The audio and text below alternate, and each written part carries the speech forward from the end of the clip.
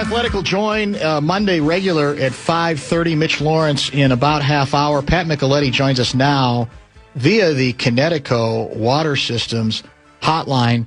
Can you, as one of our conduits to the hockey community, can you explain what is being described earlier today via the text line as a visceral hatred that many people in your community, the hockey community, seem to have of soccer, of World Cup soccer? What the hell is that about? Get it? Because I think, Dan, what we are watching, and I'm 100% serious, is one of the greatest sporting events that is played, and in all of sport. I think the stories are great. I think the players, if you pay attention enough, and you see the beauty of what they do on the pitch. Mm-hmm. I think it's a spectacular event, and I haven't missed a match. I'm not surprised, actually. I was playing with you because I sort of knew where you were probably going to be coming from on this. But if there are hockey people listening who, for whatever reason, and by the way, it's not just hockey, it's many others because I've heard from them the last 2 days. I know you're not in the business of necessarily wanting to convince anybody of anything. You say, look, you make your choices. Nope. I'm not here to fight the battle. But if you were forced to fight the battle, what would you say? And I think you've already hit on one of the things is there's the spectacle, the history behind it, the drama behind it, whole world involved in it, that in of itself, even if you're a casual soccer fan, sort of like the Olympics to me, that at least might have me having an open mind towards paying attention to it. Dan, if you watch basketball and you watch hockey and you watch soccer and you look at how these different sports are played, you see cutting, you see passing, you see individual efforts. Now, soccer gets the big knock against it because you see some matches that are 0-0, 1-0, 2-1. But did you not see the gold medal game of the Olympic hockey? And how many hockey games do we see during the regular season, which irritates me to no end, is that we see so much defensive play where people want to see scoring, and we don't see enough of it, right? Yeah. And so we did the Stanley Cup, and that's a different story. But if you watch enough, you will see a lot of similarities in how each sport is played. How's that for you? That's well done. I don't disagree with that. I don't. And I think what Gargi and I talked about, and I spent a little bit of time on this yesterday with your guy Blakemore, is that it was one game. We all understand that it's not, you can't. There's no commemorative print for winning your opening game in the World Cup. But anybody who has paid attention to the men's soccer saga in the United States, it's been painful. And it has often been a struggle. And what, to me, even as a casual hockey observer, struck me was, whoa, these guys are playing different. It's not just that they looked more successful and ultimately won. It was the way they were playing. I said, this feels like worthy of great European soccer. We're seeing with this new coach, I think, an effort to implement something different. And so I don't know why you can't at least be intrigued by that, even if you're a casual soccer person. And every sport has got to start somewhere, right? And the U.S. was never known for its soccer, where the Europeans have. And you look at the rise in women's basketball, the rise in women's hockey. Mm-hmm. You're getting better coaches. You're getting more more hype about it. Yeah. Hence, you're going to get more more kids involved in the sport. And, I think it all starts at that youth level, and people getting familiarized with the sport, falling in love with it, and getting better, and wanting to be the best. And that's what sport is all about. You don't have to love soccer. You don't have to love hockey. You don't have to love basketball. We're all sports fans, Dan, and for me, I love the backstories on some of these athletes, where they've come from, how they grew up and what they've become, and to see some of these countries, playing the way they are, it's just, to me, it's been great. Well, you're already, I think, changing lives, because 949 guy, I don't even know where 949 is. Here's what he just wrote listening to your little soliloquy about soccer. Oh, no way. Damn it. I can't be annoyed with Pat anymore. I had no idea, Pat. That was so nice about soccer. A+, Mr. Micheletti. You're Orange County, California. You're already turning heads. It's amazing. Hey, that's what I try to do. That's pretty good. That's real good on such short notice. All right, let's get into some puck as well, because there's a lot of ground to cover there. So give me Pat Micheletti's number one reason, not top three, the one you would put at the top of whatever your list is, to explain why the Hurricanes won the Stanley Cup, finishing, I think, a playoff run that was in which they were 16-3. Depth, top to bottom, absolutely relentless with all four lines. Very, very sound defensively, and a key factor for me, which you never stop learning about the game, and I really learned a lot about Carolina in this playoff, and a lot about Colorado, and a lot about Minnesota. In terms of Carolina was six deep defensively with their defensive core, but they added another element to that, in that their ability to get up in the play and create. To me, in these playoffs, and it was evident in the Minnesota-Colorado series, is that you had a guy like, Makar. Colorado was really fast, but they were really fast because their D-core got involved in the play. Makar rushing the puck up the zone. All of a sudden, you have odd man rushes. That makes your D back up a little bit. And even though, yes, Minnesota had a Quinn Hughes, but they didn't have, and Brock Faber, and they missed Brodin, no question, but they didn't have that fourth guy, that third or fourth guy to really help them. And that was so evident, in Game 5, which they eventually lost after giving up the lead. But so I just think that from top to bottom, Carolina, their depth, they didn't have a lot of stars, but they had a lot of really, really good players. And then secondly, I think we learn a lot about how different the regular season is from the playoffs. You take the Conn Smythe winner in Jordan Staal. You watch him during the regular season. He's a third-line center. He does his job. He's a great leader.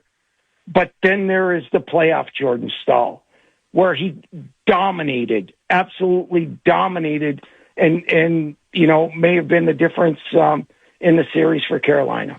First three games of the series, Carolina gives up 13 goals. Last three games of the series, Carolina gives up 5. What changed? Well, I think, quite frankly, it was they just, Jacob Slavin, who was Faber's partner in the Four Nations, and they weren't so much in the Olympics, but I thought he was incredible at shutting down Jack Eichel, their biggest threat offensively. That was number one. And number two, you got to have the puck. And I think Carolina had the puck more. And I really thought that Vegas got tired because of the relentless forechecking that Carolina came at them with. I mean, they came at them in waves. And when you get tired in your own end, there's not a lot left, to get in the offensive end and make things happen. And I really, really thought that was a big, big difference in the final three. Where does goaltending enter into all this? Well, I thought it was a really, really smart move. We talk about this all the time, and we can, we're all Monday morning quarterbacks, right? And saying you should have done this or you should have done that. But I thought that it was a really smart move for a couple of different reasons. I think Frederik Andersen was really going through a difficult time with the sudden passing of his agent Claude Lemieux. I really think that had a major, major factor in his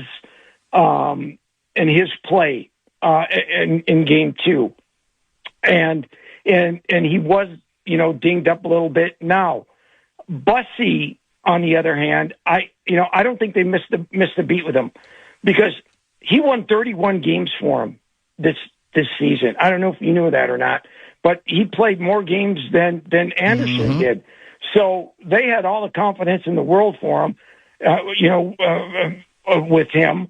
And in fact, Brenda Moore was going to use him earlier in the playoff series, but Anderson got so hot, won 8 in a row, you couldn't take him out. So he made the move at the right time, and the guys really rallied around him. We've also got some. Well, I'll go ahead and give you the trite question that comes up, but because I think it can elicit a decent answer. In the case of the Timberwolves and the Wild, they both, are in it. They both win before they lose and eventually get eliminated. And then we want to see what happens to the team that we lost to. And then you just sort of want to see, well, what can we learn in going forward? What are the lessons that can be learned from the teams that get to the finals, NBA finals, in this case, Stanley Cup finals? And does it, in your case, change? Let me ask it this way. Is there anything different you view as priorities for your favorite hockey team than what you thought once the Wild got eliminated? What you saw afterwards, did it temper or say, no, you know what, the more I see these other teams take the next step and the next step, I think we need to worry about this more than I thought when we first got eliminated. Did anything change in that regard for you? Yeah, 100% it did. The big talk in this offseason thus far is going after a number one center. And quite frankly, I don't think you need a number one center. It would certainly be nice to have a number one center during the regular season. But when you get to the playoffs, and look no further than McCarron. And I caution people, everyone is thrilled to get McCarron, and I'm glad he's coming back also. But don't expect McCarron to light it up during the regular season. When you want a guy like McCarron is for the playoffs. And so, what did I learn from it? A lot of people were blaming the forwards for the Game 5 loss against Colorado, and that one stings. You have a 3-0 lead, and the talk, you went into a defensive shell, this, that, and the other thing.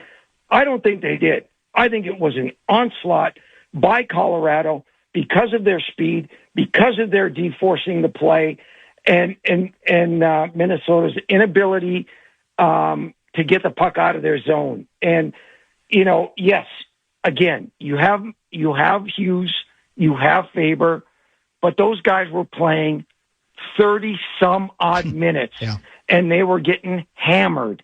And to expect them to do the things that they can typically do for a whole game after getting bombarded like they were is ridiculous to think. So that told me right there they need to improve their decor. And if I'm Bill Guerin, and trust me, Dan, I'm no GM. I haven't built a team. He knows what he's doing. He sees it too. But my first priority would be to get another defenseman that can skate, that can handle the puck, that can pass the puck, that can create, that can create that odd man rush that you're looking for, which are so hard to find in this game, especially in the playoffs. I think that is more of a priority than going after a number one center. That's very interesting because, as you know, it's quickly become the cliche about center, right? And what's interesting, what fascinates me is I had a text in anticipation. This is from Sean in Maple Grove, who texts often on hockey. He wanted me to ask you if you thought the Wild can win with the defenseman they have, or if we need to move a vet. And it certainly sounds like you're saying, yeah, I feel like this team could use one more guy who's really good in the ways that you described. Yeah, and listen, and all the people saying, well, we can't go after player X or player Y or player Z, I call complete hogwash on that, Dan. I really do. Look no further than Philip Gustafson, right? Right now, to me, and apparently by the playoffs, he's your backup goalie. And he's going to be making, I don't know what he's going to be making next year. But I think he was asked the question, would you waive your no-move clause? And he said, well, yeah, I want to be a number one goalie. Right. And so guess what? Players want to play. Players want to be wanted. And if an organization does not want you or tells you, maybe I'll rephrase that. If another organization wants your player, as a GM, I think you have the right to go to that player and say, you know what, this team really wants you. We can make a deal. Would you waive your no-move clause?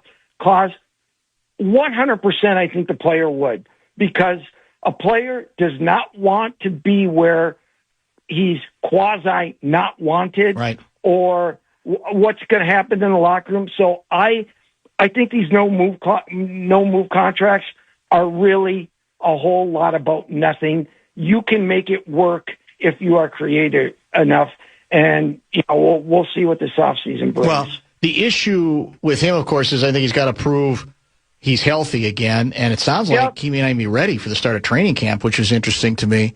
Where are you on the Larkin discussion? Is that, because it almost sounds like you're saying, look, we now have limited resources left to deal, right? We don't have that many other chips. So I almost get the feeling from you is you're not all that interested in using those remaining chips on Larkin, because then it probably takes away whatever a possibility is left in beefing up the defense in the way you described. Where are you on all the Larkin discussion? Well, if I have the trust that I have in a player like Urov, who can be your number one, number two center, I'm okay. Let's let the kid develop a little bit, because I think he's got a lot of upside. The big factor, and you may not know this until training camp, but the number one pick that they signed that's coming in, Charlie Stramel, yes, I think is gonna. I think he can play in the National Hockey League. In fact, I talked to the general manager, and there was a good chance that had he been healthy, he would have been playing in the playoffs this past season. For the Wild. So, listen, where am I with Larkin? Well, you got Eck, right? Yep. Eck's a 30 goal scorer. Eck's a little different player, right? A little bit different, but not that much different. Eck's a 200-foot player. So is Larkin. Larkin has scored 30 goals. So has Eck. Do you think Detroit's going to not get what they want for Larkin, even though he's got the limited no move or whatever?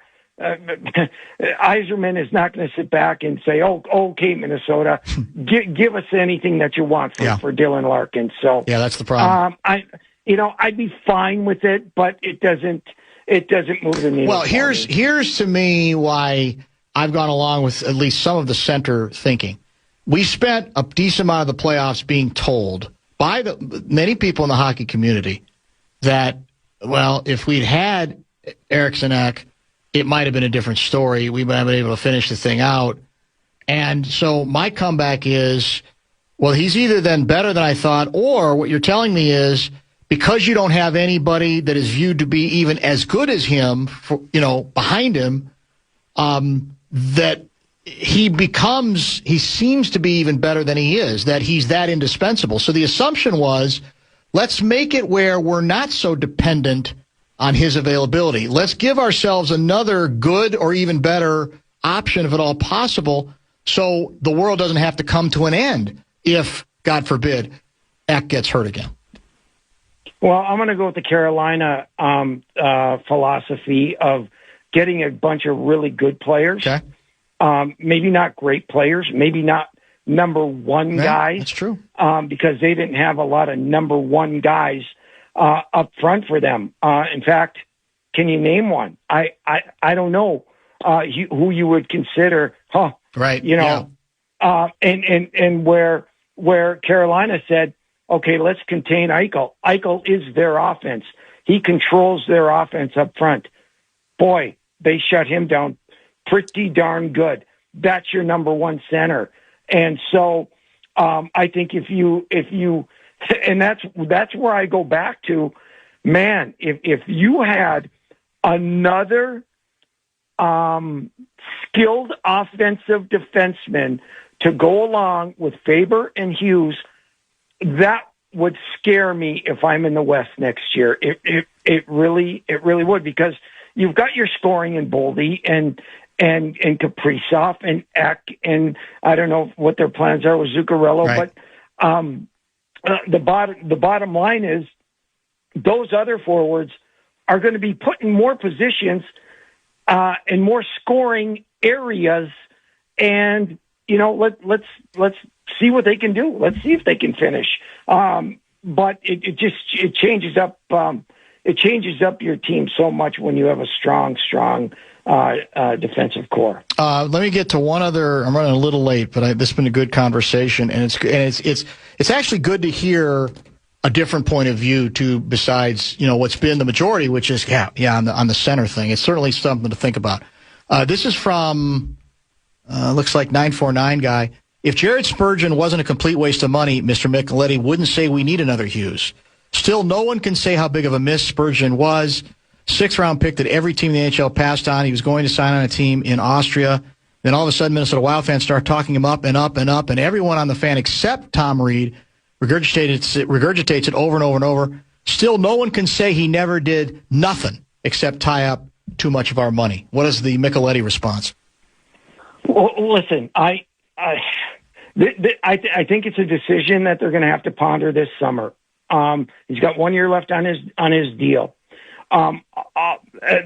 You know how windows are in sports, Dan, right? And how close are you? And and when is it going to close? Jared Spurgeon has had a career that I don't even know the word for it. What he has done throughout his career is spectacular. Father Time eventually hits everybody. The question is, at what he's making, can he deliver that in a top 4 role? Yep.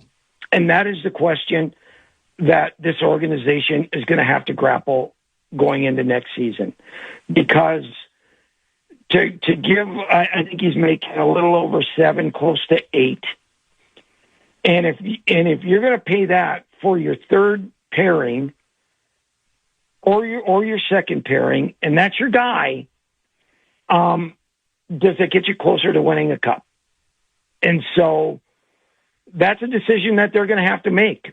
Whether they buy them out, move them, keep them, but that's going to have a bearing on what else you can do. Yeah. And that's where I get to the point of how creative can Bill Guerin be to get a piece or a couple pieces that he wants to elevate this team, because the team that they put on the ice at the end of the year, how good they were, was still not good enough. Yeah, well said. That's true. And so you gotta learn, and you only learn from being there. And they were there, and they saw it, and they played it, and then you learn from that, and you try to make those tweaks to get to an even higher level. Great conversation, my friend. We appreciate catching up, and we will talk again soon. Thanks, Pat. Sounds great. Thanks, Dan. Awesome work from Micheletti. I like getting, like I said, a little bit different viewpoint on some of these possibilities and where the priorities should be. Not the last word, but definitely worth listening to for sure. Let's chat with Mitch Lawrence, another native New Yorker. Well, Double T was not a native New Yorker, but of course he played there, started his NBA career there. How about a native New Yorker processing the Knicks, getting it done? I got some questions for our guy Mitch Lawrence next. You're listening.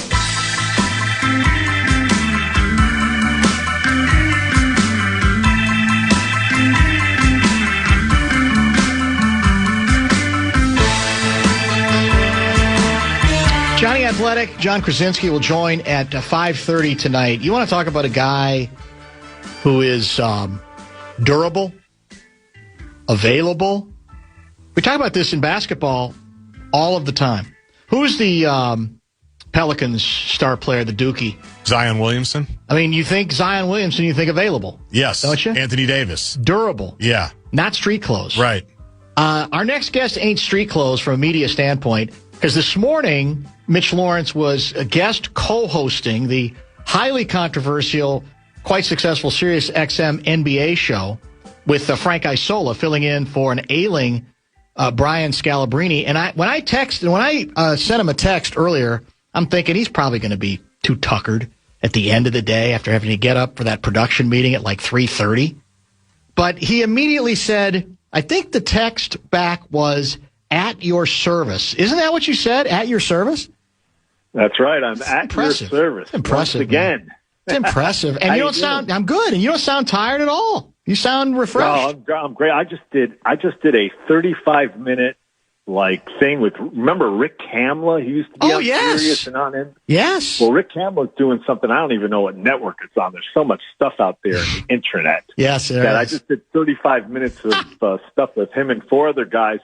You know, one guy wants to tell me that Jalen Brunson's the greatest Knick ever, and I'm trying to argue for the late, great Willis Reed still, but you know how that goes. Yeah, we'll get to that. Yeah, it's a very good discussion. We had some of that with Double T earlier. And by the way, you'll get a kick out of this. So the Tucker, we had heard, if the series had gone to Game 6 back at the Garden, Tucker was going to go, like a 75-80% chance. And I said, well, are you disappointed at all? Then he didn't get the chance. I know you wanted your team to win. He said, no, to be honest with you, he said, I was thinking of going, and I would have liked going, but this isn't my time. I want it to be now about the players who are there, not the players who, used to play there. We had our time. We had our moment, but this is for them. And I said to him, I said, you're way too adult about all this stuff, Double T. I wish Stephon Marbury could listen to Double T's maturity on this particular point. You know what I mean? Yes. Stephon Marbury, who didn't win a single playoff game, got into one playoff series. I think he got swept. Yes. It's and don't forget, in one of the lowest moments of the Isaiah Thomas regime, Stephon Marbury was a key person in a sexual harassment lawsuit that cost Jim Dolan about $12 million. That's right. Seems like only yesterday. Those were the Knicks. Well, now the Knicks are on top of the world. It's interesting you bring that up because it is easy to forget. Isaiah Thomas, that run. Phil Jackson. I can remember on this show, I was aroused by the return of Phil Jackson to New York. I said, you know what? I love this. This is going to be great. He's going to change everything. And it was a disaster, pretty much. I don't even know how long it lasted. You know better than I. And so, given what the franchise has endured in a number of ways, it does have to make it pretty rewarding for people to finally get this breakthrough. Fans never, the last 5 years they've been pinching themselves because, before Leon Rose arrived, and you had these different phases with Scott Layden and Donnie Walsh. And I've actually thought Donnie did a pretty good job considering what he was up against. Because you're dealing with Jim Dolan, who's a classic meddler and a guy who would just make moves that made no sense, no logic, no reason. And then you get into, the great thing about Phil Jackson is, Dolan and Phil Jackson are apparently at this party out in Hollywood with Irving Azoff of Eagles fame. And Phil is talking to Dolan about improving the team. And his assumption was he was going to get a advisory job where he'd just come in once in a while and, make $2 million a year. Why not? Because Dolan's got it. And he ends up getting a 5-year, $60 million job to run the team. And he's totally ill-equipped to do it. Yeah. This is not, the hiring of Pat Riley by Mickey Harrison. This is a total backfiring move. And along with it, you had the Knicks, re-signing Carmelo Anthony, giving him a no-trade clause. And that was a kind of a disaster, which Phil, I'm sure, didn't want to do. But Dolan, of course, rode herd on that. So, until Leon Rose came aboard, there was very little hope. Now, you've got to remember, Leon Rose represented Karl Anthony Towns. You represented Carmelo Anthony. Nobody knew that he could build a championship basketball team. That wasn't on his resume, right? And so he's done it all without ever giving a press conference.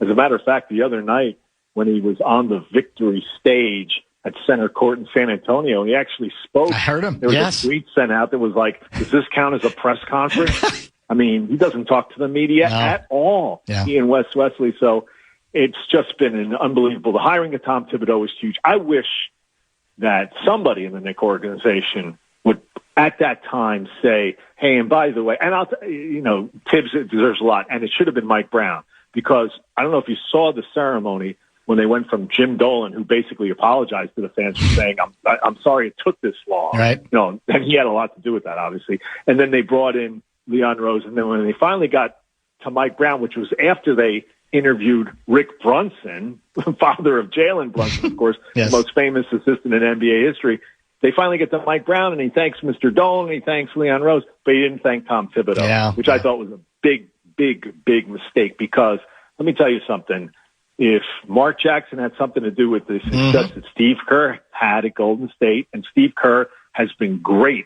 I mean, I think he's still being asked about at this late date about how Mark Jackson laid the groundwork, the foundation. Somebody in that Knicks organization needs to give Tom a shout out, because Tom, look, he got them to a conference finals. I mean, it was 5 years of improvement. He did a tremendous job. And a lot of us thought it was a huge mistake when they sent him packing, but it turned out that Mike Brown, their 5th or 6th choice, I think it was, for the job, got the job done. But nobody has thanked Tom yet. I think it's a great point. I think two things can be true at the same time, right? That Tibbs did lay the groundwork and did a lot of the important work that got paid off here. And two, that Mike Brown might have been the right coach to take it the last step. We'll never know, because the path was easier, obviously, this year. But I think both things can be true. Would they have gone as far? Would they have won it with Tibbs? I don't know. Maybe there were. I mean, the revolution, as we know, that took place with this team, which we've talked about on this show with or without you several times, is using Towns as a point center. His assist numbers being, I've talked about this before, 5-6 times what they were a year ago, for God's sake. It's ridiculous. So is that a move Tibbs would have made? I don't know. So I think both can be true, as you say, that Tibbs has a piece of this, and that you certainly can't complain about who they replaced him with, because he certainly maximized every opportunity, right? This was a pretty damned historic run. Yeah, I mean, it's great for Mike Brown. I think that, Mike's been around a long time. He obviously was coaching in LeBron in the finals. And this year, after whatever happened after that, going down to Atlanta 2-1. And by the way, when they went down to Atlanta 2-1 in the first round in a 3-6 where they were heavily fired, people in New York, the sky was falling. They wanted to fire Mike Brown. Everybody was just at wit's end in the media, all the media supporters, starting with Stephen A. Smith, they were ready to jettison Mike Brown and go try to get Jason Kidd another time. That Jason Kidd was their original pick to come in, and Dallas wouldn't let him out of his contract. So, yeah, I mean, and the thing about Tom that people have to remember is that in terms of developing Jalen Brunson, that was on Tom's watch. He went from a very good player to he's now an MVP quality type player, as we saw. He's the finals MVP, and he brought in Josh Hart, who had no success wherever he was, and kind of got him on the right track. And listen, he helped develop other players too. He also didn't have the bench that Mike Brown. They got Mike Brown a better bench. They wanted more collaboration and a healthier bench. They also wanted a better bench. Yeah, and they did have a better bench, as we saw, and Mike Brown used it to his advantage. So I think both things are true. And obviously, Mike Brown now, I mean, to win a title in New York when Pat Riley couldn't do it, Jeff Van Gundy and Tom Thibodeau, and the legion of coaches that they ran, it was like a revolving door. It was ridiculous. For Mike Brown to have that on his resume, that is a little. I'm kind of still in disbelief of everything that's happened over the last couple of weeks. Did little Mitchy Lawrence grow up worshiping the Knicks? How deep for you before you were a media, an ink-stained wretch? Yeah. How deep was the relationship for you? What do you remember? What I remember is that when the Knicks finally won the title in 1970, and I was about 13 years old, like everybody else, I was a huge fan. And I'm kind of in a place now where I'm defending that team when everybody wants to put this team as the greatest Knicks team ever. There's some guys out there who are saying it's the greatest New York sports team ever. Boy, man. That covers a lot of teams, including a lot the of 27 Yankees. Yeah, I was going to say. And other great teams of the Yankees and whatever. But I'm finding myself, I mean, listen, yes, I was a big fan. We all loved Willis Reed. And there was a definite pecking order back then. It wasn't Walt Frazier and Willis Reed. It was Willis Reed's team. Yeah. He was the captain. He was the guy who was the only MVP in the history of the franchise. And Clyde was the number 2 guy, but a great number 2. Great number 2. And the road that they took to the finals and then winning the finals in 1970 completely obliterates the dreck that the Knicks played in the East in this finals where, Atlanta, they beat a 6-seed Atlanta. Then here comes Philadelphia, who took out a Boston team that was hurting. They were the 7th seed, and they were a dysfunctional mess. And then Cleveland, I mean, to get swept, and Kenny Atkinson still thinks they won the series on analytics. I mean, that whole disgrace. The 1970 Knicks went through the Baltimore Bullets with Wes Unseld and Earl Monroe in the first round. The Bullets then, the next year, got to the finals. In the second round, all they did was beat Kareem Abdul-Jabbar. This was not with Oscar Robertson yet. Yeah, with the Bucks. They beat them 4-1 in the second round. Yep. And in the third round, they beat Jerry West, Elgin Baylor, Wilt Chamberlain in the finals. And in all 3 cases, Willis Reed outplayed Wes Unseld, Kareem, and before he got hurt, Wilt Chamberlain. That's why Willis Reed, to me, is the greatest Knick of all time. And, that's the fan in me. And I was a fan in 73. They didn't get a lot out of Willis, but if you remember a guy named Jerry Lucas, yep, I do. He was a hell of an addition for them. Yep. And, of course, they had Earl Monroe then. Yep. And that was another great team full of guys who made Loved the top watching that team list all the time. So, yeah, I was a big fan back then. But then I stopped being a fan when you go in the business. And when I was up there writing about the Knicks, I'm thinking to myself all the time, boy, I'm glad I'm not a fan now because this thing is a disaster. How could you be a fan with all the losing and all the crazy moves going on thanks to Jim Dolan? Yeah, it's undeniable. Give us a sense of where the Knicks place among, New York sports heavyweight franchises. I guess that's a long way of asking, what does breaking through mean? And what would you say even the pecking order is in New York? Well, here's the great thing that the Knicks have going for them. They are the one and only NBA team in New York. I know there's something called the Nets. They don't even rank. I mean, That's the problem for the Nets. That's the problem the Nets will always have. I remember, Dan, when Jason Kidd came, and they went to back-to-back finals, if you remember. Yeah. And Jason Kidd said at one point, and he's a Bay Area kid. He doesn't know the lay of the land in New York when we talked to him about this. This was early on as a Net.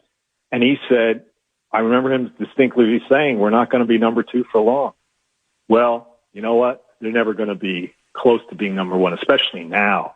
And so the difference between the Knicks and then the Giants, Jets, Yankees, Mets is that the Knicks have the town to themselves in terms of just the diehards and the fans.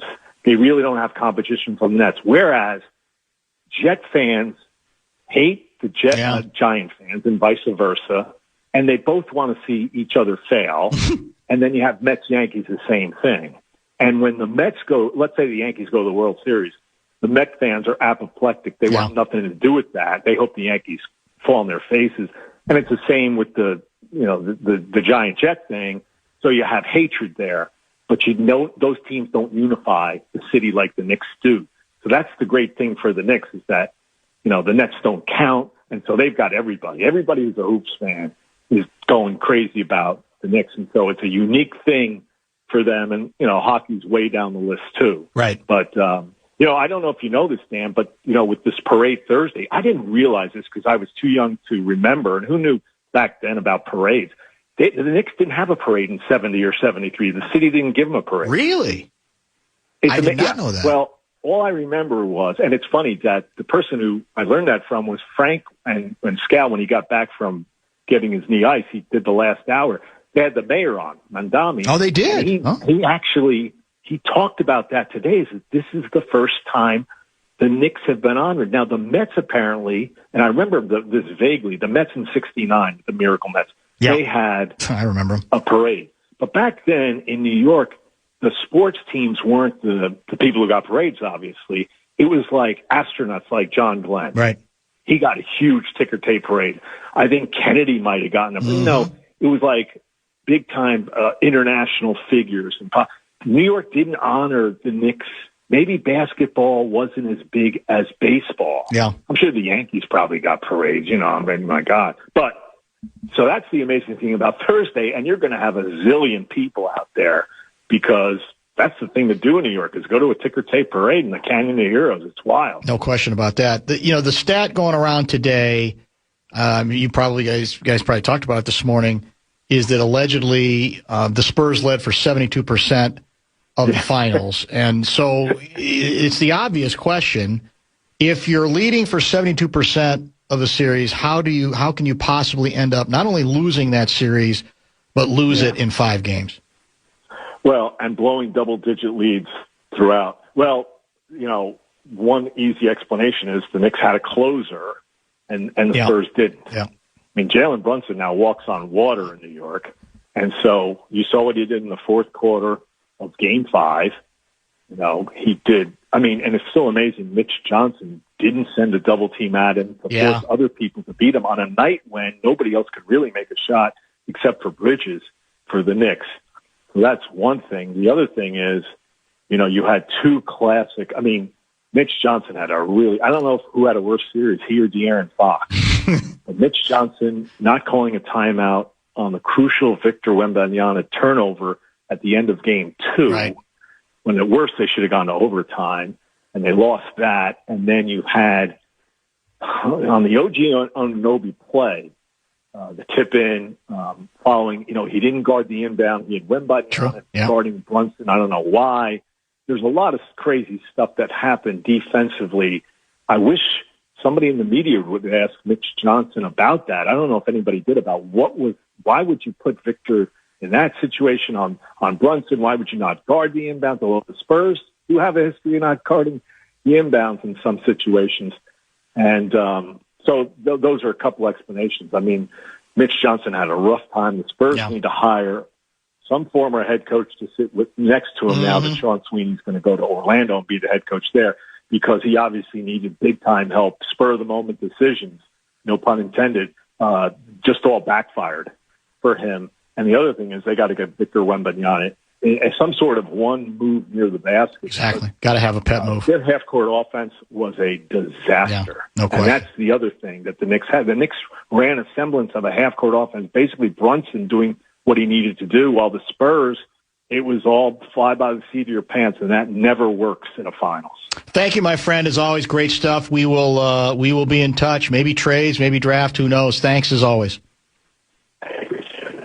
Appreciate you. Mitch Lawrence, the sound got a little bit funky there. Guards, you can say goodbye to him. I blew right through a break. That's on me. Let's get a pause in. We'll come back, wrap up the 4 o'clock hour here on The Fan. You're listening to Barrero. Here's your nugget. I'm going to trust 612 guy that he's done his research, done his homework. Since 1989, the Knickerbockers have had 18 head coaches. Yeah. The horrible, awful Timberwolves have only had 14 in that time. So when you outdo the Wolves for impatience, recklessness, bad decision-making, I think that says something about what the Knicks have indeed come from, don't you?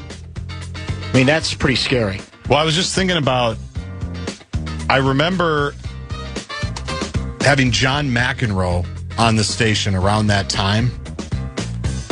And at the time, 2015, when Cat was drafted, I'm doing some projecting here. Some math in your head, that's dangerous. Well, what I'm looking at is I wanted to figure out where the Knicks picked that year. Oh, okay. When the Wolves picked number 1, 2015, the Knicks picked Porzingis 4th.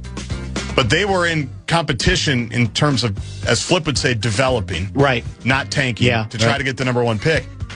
And now it's just like, to me, this irony of the Knicks, with all those extra coaches, doing the same thing the Wolves were doing 11 years ago, just won the title with the guy that we picked.